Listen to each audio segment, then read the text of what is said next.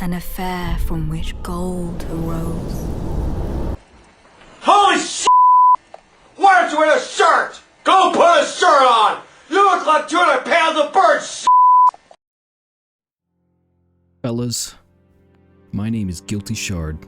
With Elden Ring's DLC releasing very soon, there is no better time to present my theory on the story trailer. And for your information, this will be spoiler free. I'll not be discussing anything from the recent gameplay previews, the Red Bull event, any journalist reviews of the game, or any alleged leaks. America's part of the story trailer gripped me the most. It seems to have huge implications for the lore. An affair from which gold arose, and so too was Shadow born. What could this possibly mean? Was the Land of Shadow born at the moment the Grace of Gold first came into being? Or is there something in the base game that could hint at what shadow is being referred to here? The Rune of Death is referred to as the Forbidden Shadow in Enya's dialogue. Could this be the shadow seemingly born at the same moment as gold?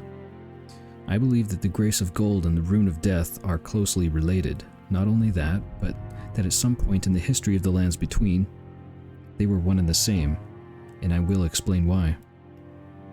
The Rune of Death goes by two names. The other is Destined Death. The forbidden shadow plucked from the Golden Order upon its creation. Unleashing the rune now would be unthinkable.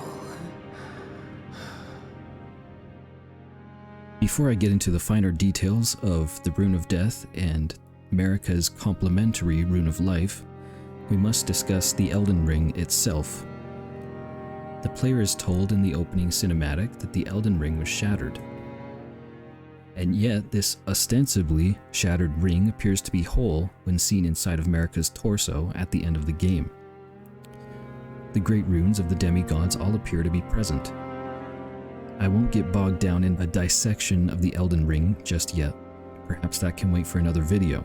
But suffice it to say, many great runes intersect and overlap.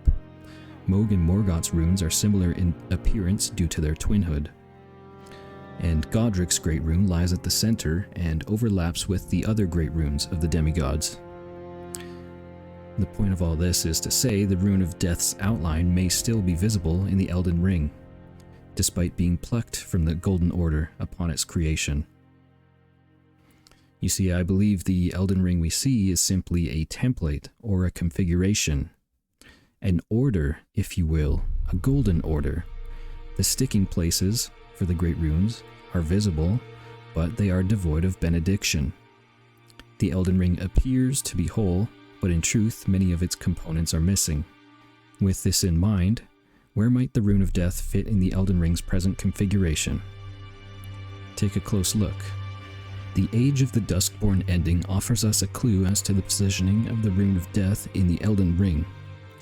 The Mending Rune of the Death Prince serves the purpose of embedding the principle of life within death into order.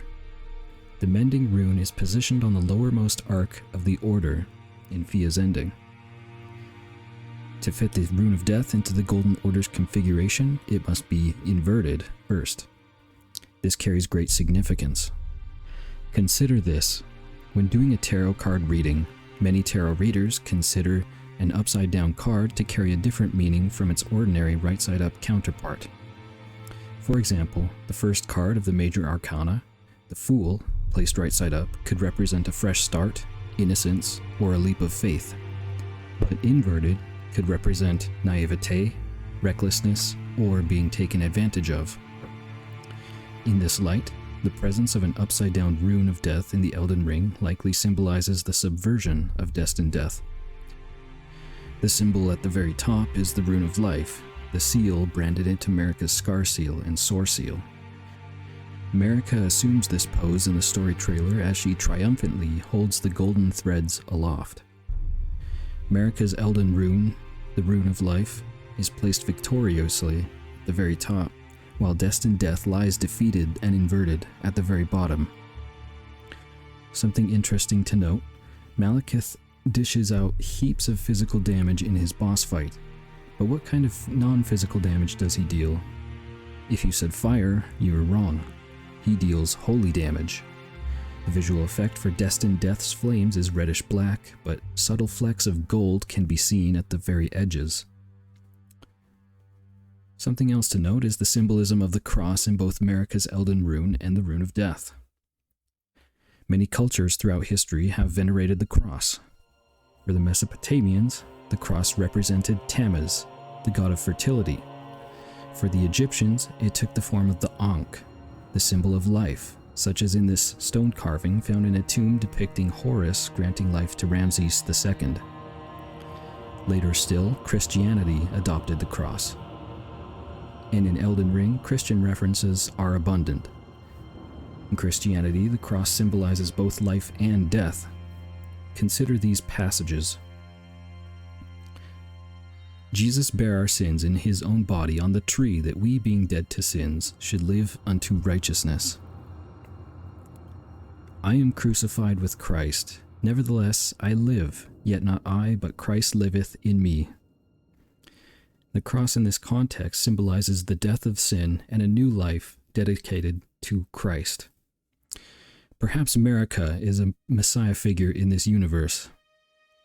In Egyptian mythology, only the gods could grant the breath of life to mortals. And in Christianity, Jesus grants resurrection to mankind. In a similar vein, Marika, through the grace of gold, is capable of granting resurrection to the tarnished. In Marika's own words, then, after thy death, I will give back what I once claimed, return to the lands between, wage war, and brandish the Elden Ring, grow strong in the face of death. Warriors of my lord, Lord Godfrey. But we know that the life-giving grace of gold had a counterpart, Destined Death, that existed prior to the inception of the Golden Order. The Godskin Apostles served Destined Death, and their item description speaks of Destined Death as if it were a person. But that is a whole can of worms. At what point did Destined Death and the grace of gold diverge from one another? Primordial gold may hold the answer. Consider the following item descriptions. Gilded Great Shield. Metal Great Shield coated with gold. The red tinge in the gold coat mirrors the primordial matter that became the Erdtree. Crucible Horn Shield. Great shield of red-tinged gold carried by crucible knights. An ancient holiness dwells within. Ordovis's greatsword. Its red tint exemplifies the nature of primordial gold, said to be close in nature to life itself. From this we learn that primordial gold is strongly associated with the crucible. It has a red tint, possesses an ancient holiness, and is close in nature to life itself. To be close in nature to life itself. But life is defined by its opposition to death. Without death, life would hold no meaning. Without death, life cannot exist. Thus, in primordial gold, the red of Destined Death is mixed with the yellow of the grace of gold. Primordial gold must have undergone some process to separate it into its components. Distillation is defined as the process of separating the components of a liquid mixture through selective evaporation and condensation. End quote. The process of distillation takes a base mixture and produces two substances, the distillate and the residue. Take, for example, the process of distilling salt water. Isolating pure water from salt water involves heating a flask of salt water to its boiling temperature, at which point the water begins to evaporate in the form of steam. This vapor then makes contact with a cool surface and condenses back into a liquid and is collected in a second flask in the form of pure water. This pure water is called the distillate. The salt left behind is called the residue. Marika, I believe, facilitated a process similar to distillation to bring about gold, an affair from which gold arose. She took primordial gold and through some unknown process isolated its life-giving property, the grace of gold, as a distillate. Destined death was the residue left behind from this process, and was promptly plucked from the Golden Order and sealed away in Marika's half-brother Malekith. But we are not deterred. Will you walk with us?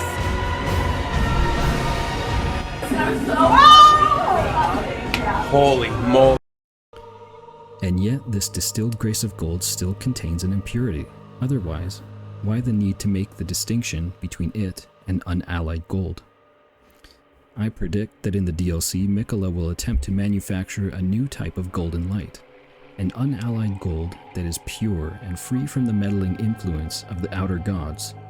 After all, purity is one of Miquella's defining characteristics. He wields love to shrive clean the hearts of men. Yep, and that's the video. Thanks for watching.